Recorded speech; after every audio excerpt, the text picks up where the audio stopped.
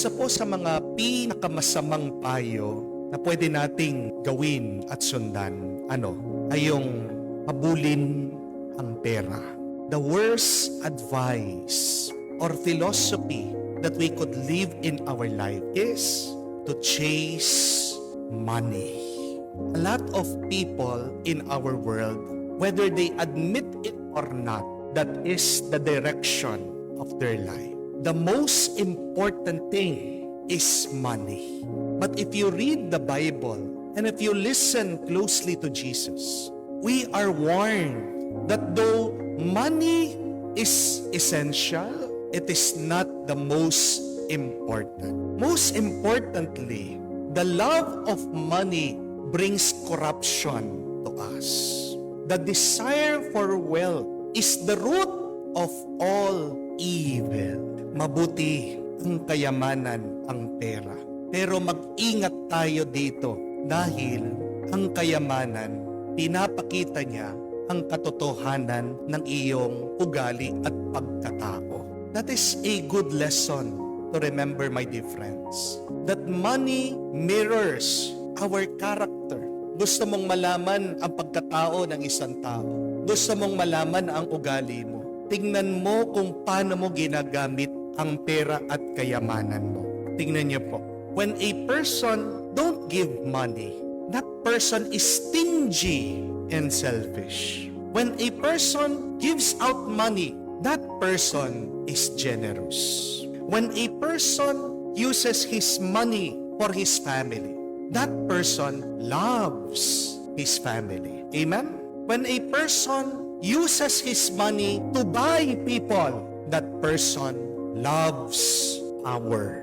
When a person uses his money to get more money, that person is greedy. When a person uses his money to feed the hungry, that person is holy.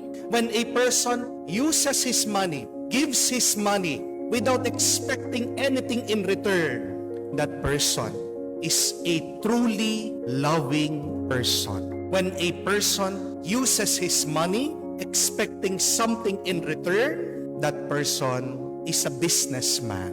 When a person uses his money to buy cars, clothes, jewelry, that person is materialistic. When a person manages properly his money, that person is responsible. When a person does not know how to make a lot more money, that person is ignorant. But when a person knows how to make more money, that person is smart. Tingnan nyo na po. Gusto mong malaman ang ugali mo. Gusto mong makilala ang ibang tao. Napakahalaga, tignan mo paano niya ginagamit ang kayamanan at pera sa buhay niya. But also, my dear friends, we are reminded that money mirrors your destiny. Gusto mo bang makita kung saan ka papunta? Ano ang iyong kinabukasan? Pagmasdan mo din ang iyong paggamit ng pera at kayamanan. Yan po ang sinasabi ng ating ebanghelyo. That when God sees us using this honest money for the good, then He can give us heaven. Kung kaya mong gamitin ang maruming pera sa kabutihan, nilalaan ng Diyos sa iyo ang isang magandang kinabukasan at katapusan. Paano ka pagkakalooban ng Diyos ng mas maraming biyaya kung dun sa kakaunti masama, napapasama ka na? Kung bibigyan ka pa ng mas maraming, mas labis-labis, sobra-sobra ng Panginoon, baka yung masamang ugali mo, mapasobra din. Di po ba? Do you want to have enough, more, and overflowing in your life? Prove it by how you use dirty, dishonest money. Ang kasabihan nga ay, we will be judged when we have nothing and when we have everything in life. If you are faithful when you have nothing and you remain humble when you have everything, then God will reward you more. Ang malungkot na kwento, minsan, yung mga ibang tao, pagkakaunti ang pera, ang sama na ng ugali. Hindi po ba? Kakaunti ang pera, ano yung ugali? Nagwiwisit, hindi masaya, malungkot, napakatipid, kuripot. Hindi po ibig sabihin na pag ikaw ay nagkaroon ng pera, magiging masaya ka na at magiging mapagbigay ka na. Di po ba? Who you are when you were poor will still become the person when you become rich. Nothing will change. The only thing that will change when you become rich is your appearance. But the appearance of your soul, who you are, the character, remains the same. And sometimes, those bad attitudes will only grow bigger and magnify. At ang malungkot na kwento nga, minsan, pag ang tao, binigyan mo ng pera, lumalaki ang ulo. Di po ba? Yumayabang. Bantayan niyo po ang iyong sarili. Baka isang dahilan yan, bakit hanggang ngayon, hindi pa kayo bine-bless ng Panginoon. I know, a lot of you are praying very hard to God. A lot of you have financial problems, I know.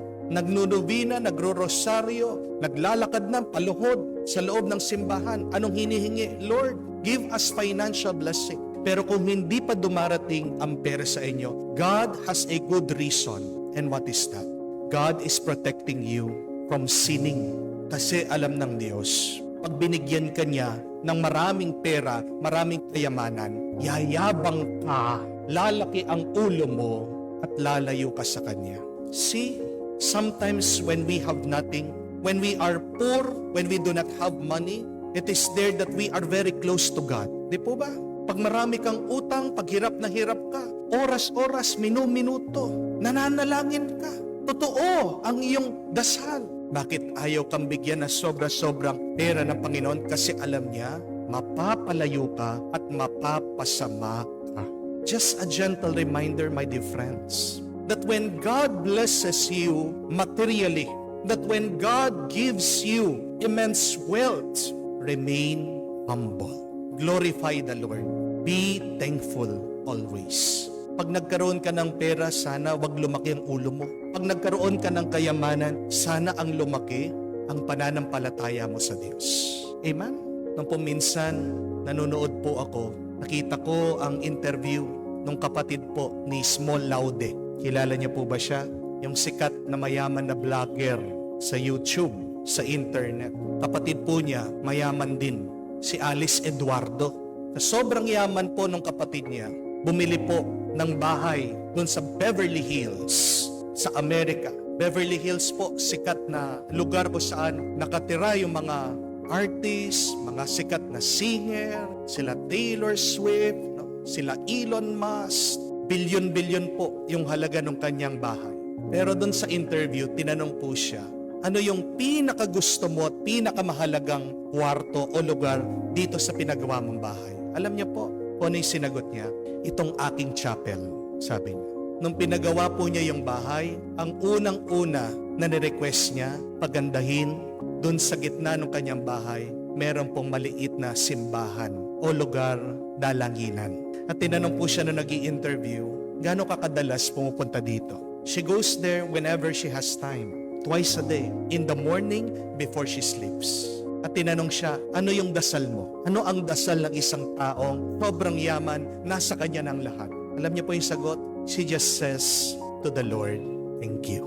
Morning and evening, yun lang po yung kanyang dasal at dalangin. Salamat po, Panginoon.